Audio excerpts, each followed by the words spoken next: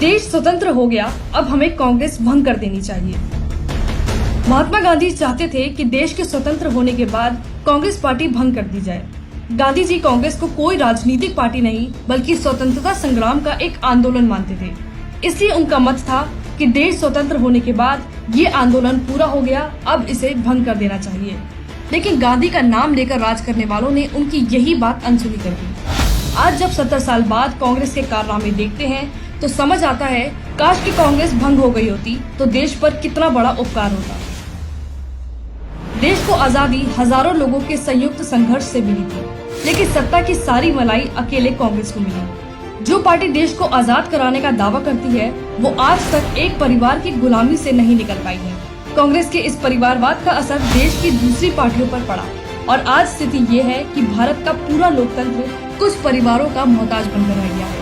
भाजपा को छोड़कर सारी पार्टियां किसी न किसी परिवार की गुलाम है और ये देश 9वीं पास, टोंटी चोर और पप्पू जैसे शहजादों और राजकुमारों की नासमझी की भेंट चढ़ रहा है।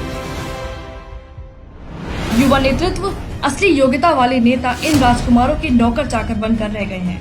अगर देश को इन चंद परिवारों की चाकरी से आजाद कराना है और परिवारों की बढ़ती संपत्ति की जगह गरीब के घर तक विकास पहुंचाना है, तो हर चुनाव में ऐसी पार्टियों को हराना ही होगा, ताकि देश में गरीब का बेटा भी मुख्यमंत्री बने।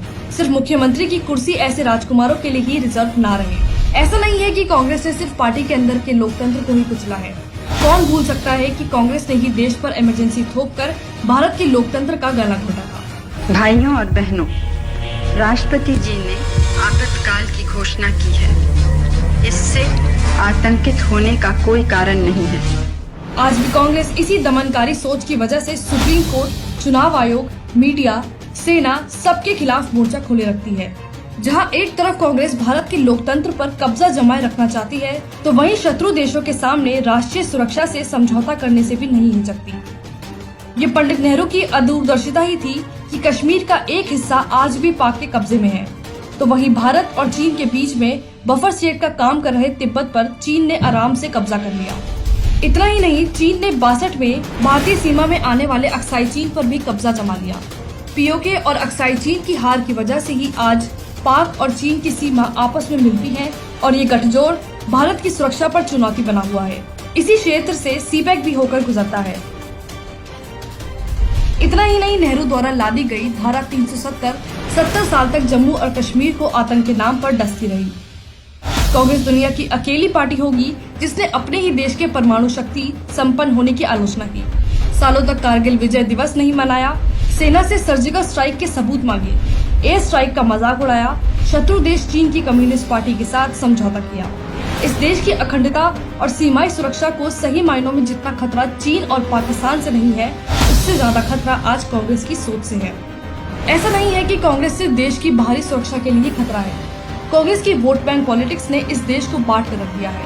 70 साल तक किया गया तुष्टीकरण आज सिर चढ़कर बोल रहा है। हिंदू कोड बिल बनाने वाली कांग्रेस की कभी हिम्मत नहीं हुई कि इस्लामिक कानूनों में दखल दे सके, बल्कि इसके उल्टे शाहबानो केस में सुप्रीम कोर्ट के फैसले को पलटने तक का पाप कांग्रेस ने करके दिखाया है। आज भीमे कारेगांव हिंसा से लेकर दिल्ली दंगों तक हर जगह कांग्रेस विरोध के नाम पर हिंसा फैला रहे लोगों के साथ खड़ी दिखाई देती है। मिशनरी से लेकर जाकिर नाइक जैसे कट्टरपंथी कांग्रेस के राज में जमकर फलते फूलते रहे हैं। कांग्रेस ने भारत में तुष्टीकरण का एक पूरा पहाड़ खड़ा कर दिया है। जैसे जैसे कांग्रेस खत्म होगी, ये तुष्टीकरण का पहाड़ भी खत्म हो जाएगा। एक तरफ कांग्रेस ने अल्पसंख्यकों का तुष्टीकरण किया, तो वहीं हिंदुत्व के खिलाफ देश में आग लगाती रही। कांग्रेस ने अपनी वोट बैंक के लिए हिंदुओं को जातियों में बांटा, हिंदू आतंकवाद की बात करके पाकिस्तान की मदद की, राम जन्मभूमि के खिलाफ खड़ी रही और जम्मू और कश्मीर में दोबारा धारा 370 लागू करने की बात कहने से भी नहीं हिचकी। 70 साल तक इसी तुष्टीकरण के दम पर खुद को अजय मानने वाली कांग्रेस ने भ्रष्टाचार के नाम पर देश को जमकर लूटा है। कांग्रेस की सरकारें घोटालों और रिकॉर्ड तोड़ महंगाई के बाद भी जीती रही, तो उसका कारण ही तुष्टीकरण पर आधारित वोट बैंक रहा है। कांग्रेसी नेता लाखों करोड़ों के घोटाले करके अपनी जेब भरते रहे और देश का गरीब अलगाववाद और नक्सलवाद के दलदल में फंसता रहा। 70 साल में पहली बार देश का पैसा कांग्रेसी नेताओं की जेब की जगह गरीब के घर पहुंच रहा है। तो देखिए, आज देश नक्सलवाद, अलगाववाद से भी मुक्त हो रहा है। भारत की पहचान, भारत की सीमाई सुरक्षा, देश और पार्टियों में आंतरिक लोकतंत्र के लिए कांग्रेस आज सबसे बड़ा खतरा है। अगर भारत को भारत बनाए रखना है तो कांग्रेस नाम के इस कलंक को देश की सत्ता से बाहर रखना होगा, ताकि ये देश परिवारवाद, भ्रष्टाचार, तुष्टीकरण और हिंदू विरोध के दलदल से बाहर निकलकर अपनी 5000 साल पुरानी सांस्कृतिक गौरव पर फिर से गर्व कर सके और भारत विश्व का नंबर 1 देश बन सके।